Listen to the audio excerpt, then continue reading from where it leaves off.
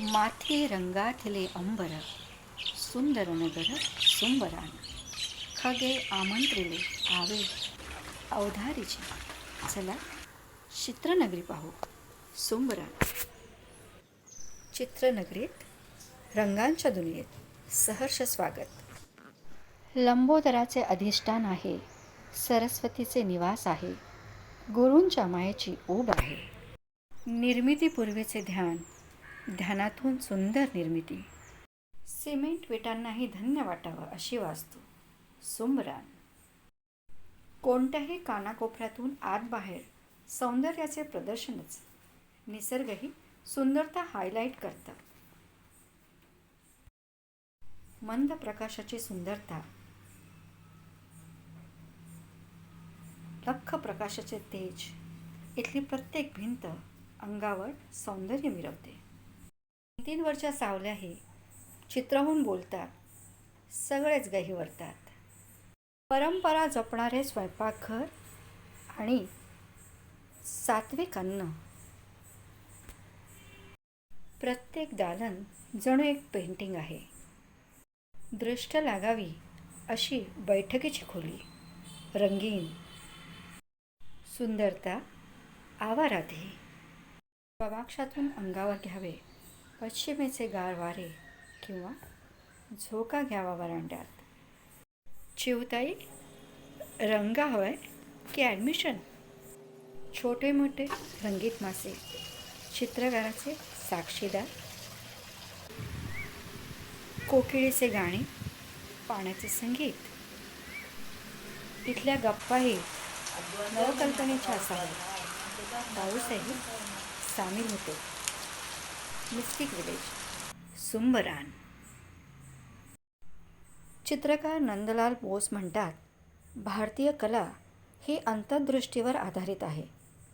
रावसाहेबांचं प्रत्येक चित्र आणि सुंबरांची वास्तू खचितच सुंदर आणि पवित्र अंतर्दृष्टीचा आविष्कार आहे. प्रत्येक चित्र एक गोष्ट आहे. उणिवांचे दुःख नाही, संपन्नतेचा बाऊ नाही. आपल्या प्रतिभेचा मनोरा उभा करणारा हा कलंदर मनस्वी कलाकार रावसाहेब, ज्यांनी सुंबरान उभं केलं. अलिप्त तरी सगळ्यांमध्ये रमणारे, मित्रांमध्ये रमणारे, दिग्गजांचे स्नेही, विद्यार्थ्यांचेही मित्र. माध्यमांचे कौतुक, समारंभात उत्सवमूर्ती, जाणकारांचा सन्मान. किती कांगोरे कलाकार मनाचे. कलेची आपली म्हणून एक भाषा असते. प्रत्येक वेळेस समजावून सांगता येत नाही. एकसारखा दुसरा नसतो. समजवण्यात फंदा असतो. जे समजले ते घ्यावे, नाही ते सोडून द्यावे. मेंढीला पोटाशी कवळून बसलेली ध्यानस्थ युवती असो किंवा बासरीला बासरीने दिलेली साध असो, आनंदाने ढोल बडवणे असो किंवा नुसतेच बघणे असो, घोंगडीची श्रीमंती, भंडाऱ्याचा तेज, राजा तो राणी, फेटा लई भारी, धबधब्याखाली भिजणारी माणसं, नावेतले प्रवासी, उशाळलेलं कोकरू, मुरडते, लाजते छान. प्रत्येक भावना जिवंत करणारे रावसाहेब.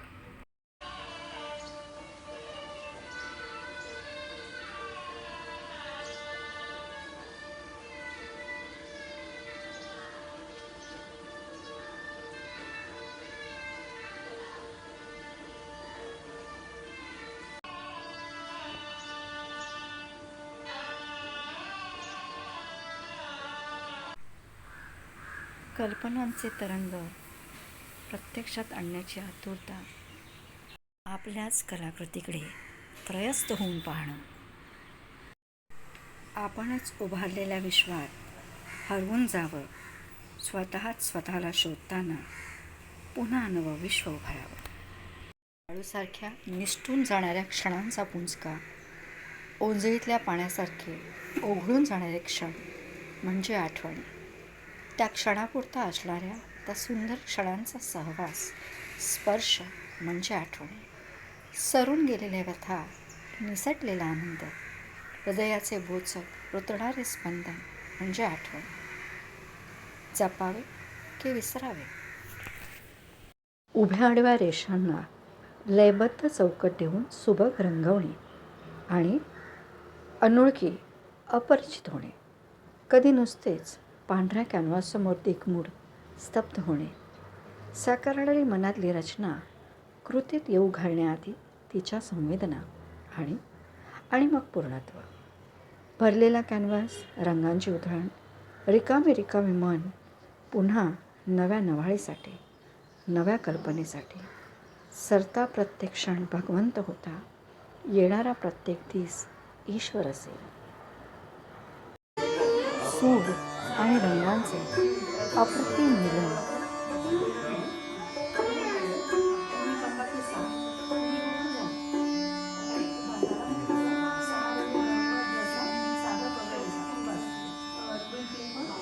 नेहमीच्या रटाळ दिनचर्येला कंटाळा असाल, मानसिक तणावातून मुक्त व्हायचं असेल, नवीन काही शिकायचं असेल तर सुंबरान उत्तम केंद्र आहे. मनाला हिरवं रान करेल. मागे वळून पाहिलं, सहजच मनात विचार आले.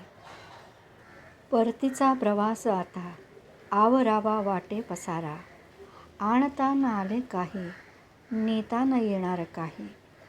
नुसताच नव्हे हा कल्पनांचा मनोरा, समजणार का कधी कुणा, भावनाच की हो साऱ्या. रंगरेषा नव्हत्याच नुसत्या, प्रभूने दिला खजिना. जपण्यास विनंती माझी, आनंदे ठेवून घ्यावा.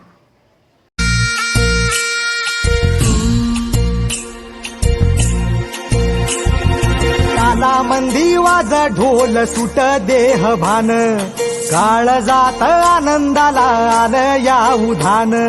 फुलहल सपन किरपेन,